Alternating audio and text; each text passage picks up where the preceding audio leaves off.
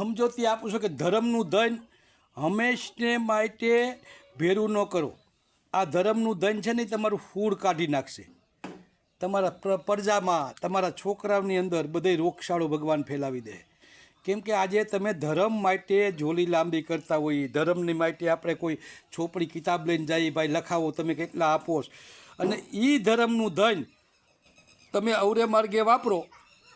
પ્રજાએ રાજા થાપ્યો હોય તો લોક કલ્યાણ માટે થાપે ને એ જ રાજા પછી દગો કરે સમાજને, તો એની પ્રજા વણશંકર ગયેલી હોય. ગીતાજીની અંદર ભગવાન કહે છે કે જેની પ્રજા વણશંકર ગયેલી છે એના બાપે પાપ કર્યું હોય, એટલે વણશંકર ગયેલી પ્રજા છે. એટલે બધાએ વિચાર કરજો કે ધર્મનું ધન હંમેશને માટે હાસવવું નહીં. ધર્મનું ધન ધર્મને માર્ગે વરગાડો. કોઈ ગાયોને લીલું નાખો, કોઈ છોકરાઓને બિસ્કીટ આપો, પશુ પક્ષીને ગાંઠિયા નાખો. આ ધર્મ છે, આ કરમ છે. અને ધર્મનું ધન તમે જેટલું ભેગું કરો એના રસ્તા ભગવાને રાખ્યા. જજ, વકીલ, પોલીસ, ડૉક્ટર બધું એને રાખ્યું. તમારું એ જ માર્ગે જાય ધન, બીજે ક્યાંય જાય નહીં. કેમ કે આજે તમે ધર્મ લોકોને છેતરીને તમે પૈસો ભેગો કર્યો, બેંકમાં જમા કર્યો, આ તમારું સારું કર્મ નથી. આ લોક કલ્યાણ માટેનું કર્મ નથી. આજે હવને બધાને ભોગવવું જોઈએ. આવું કર્મ કરો છો ને એ હર કોઈ જીવને ભોગવવું જોઈએ. અને જ્યારે ભોગવશો ને ત્યારે તમે જેને ખવડાવ્યું છે ને એ તમારા આડું નહીં આવે, તમારી પ્રજા તમારે આડી નહીં આવે.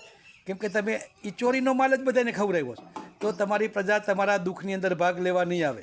એટલે હંમેશા વિચાર કરજો કે સારું કર્મ કરો, લોકોને છેતરો નહીં, લોક કલ્યાણ માટે કર્મ કરો. સાધુ બનો, સંત બનો, ભગત બનો તો સરસ બનો, સારા કર્મ કરો. આ કળિયુગના બધા ઈંધાણ.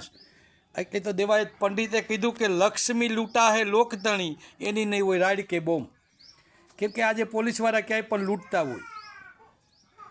તારી પાસે લાયસન્સ છે, તારી પાસે કાગળિયા નથી, તો એ કાગળિયા નથી એમ કહે એટલે ઓલો કે 200 આપ, 500 આપ, નકર આગળ તારી આ કાગળિયો ફાડું. એટલે ઓલા બે સમાજ, એટલે એ પછી 500 રૂપિયા, 1000 રૂપિયા દઈ દેવાના જ છે. પણ એવું ધન ભેગું કરે એ લોકો, એટલે એની પ્રજા પણ વણશંકર ગયેલી હોય. જય શ્રી રામ.